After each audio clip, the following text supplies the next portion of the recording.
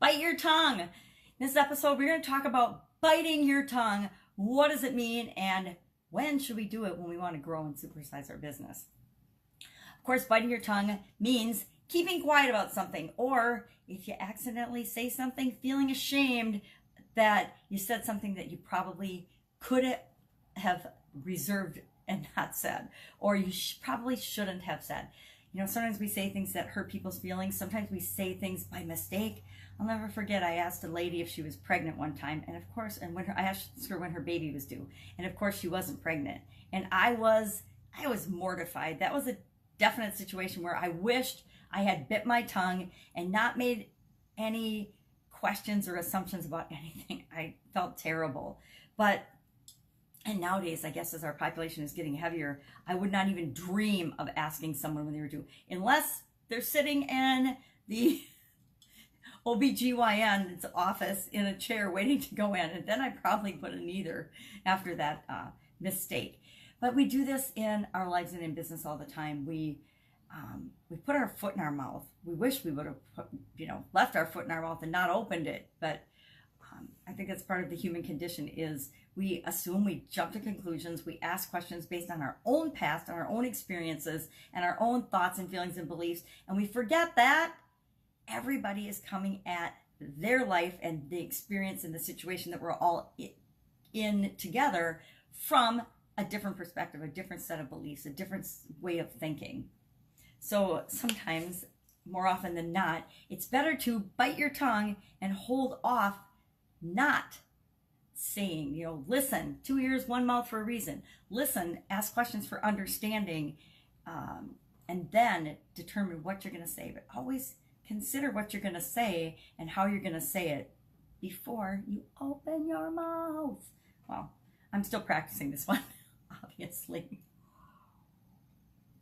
And so have you ever been in a situation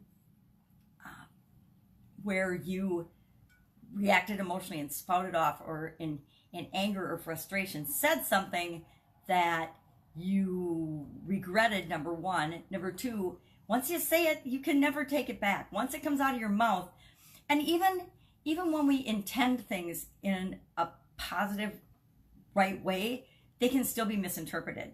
So if I keep that in mind, I'm much less likely to say something than not. Now, I don't have any trouble speaking my mind. I don't know if you've listened to me for any amount of time, but that should have probably come through so far in my videos and in my podcasts and in my communications. I tell it like I see it. Now, I try to present the position that this is how I see it. It might not be how you see it, but this is what I see going on. This is what I'm observing. This is what I'm hearing you say, and then I'll ask questions about that. But I don't have any trouble saying what I see, but I also try to preface it with, this is what I'm observing, not necessarily what you're feeling. And then I'll say, well, is this what you mean? And I try very hard to repeat back to people when they say something, and repeat back and question and say, is this what you're saying? And it's my interpretation of what you're communicating, what's really going on here.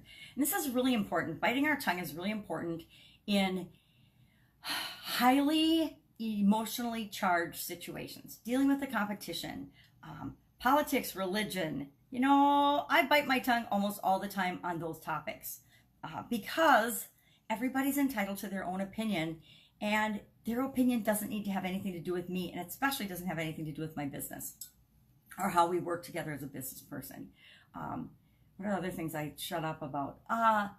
Your sexual orientation or sexual preference. Who cares? None of my business. There are so many things that are none of our business that we think that we need to hop in on and spout off about or judge or comment on, when we should just step back and realize that's none of my business. It doesn't matter. It's not germane to the conversation. Who cares, right? Who cares? Don't bring it up if it doesn't matter. And I think if we were to put ourselves in other people's shoes more often, we would find that it wouldn't be hard to bite our tongue. If we always approach every situation, even the competitive, frustrating, challenging ones, with an open mind and open heart and a ability to be in the other person's shoes, I think that all of our communications will come off better. So, bite your tongue. Have you ever been in a situation where you had to bite your tongue?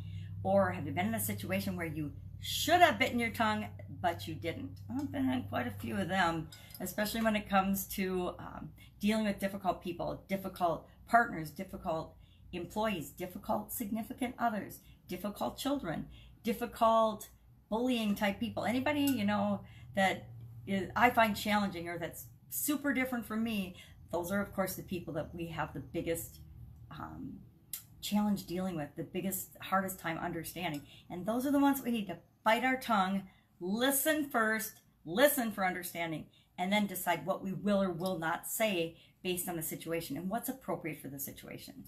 You know, sometimes I believe in being authentic and being yourself, but sometimes every situation requires that we should temper ourselves. I hang out in my pajamas 90% of the time, right? Pajama grandma.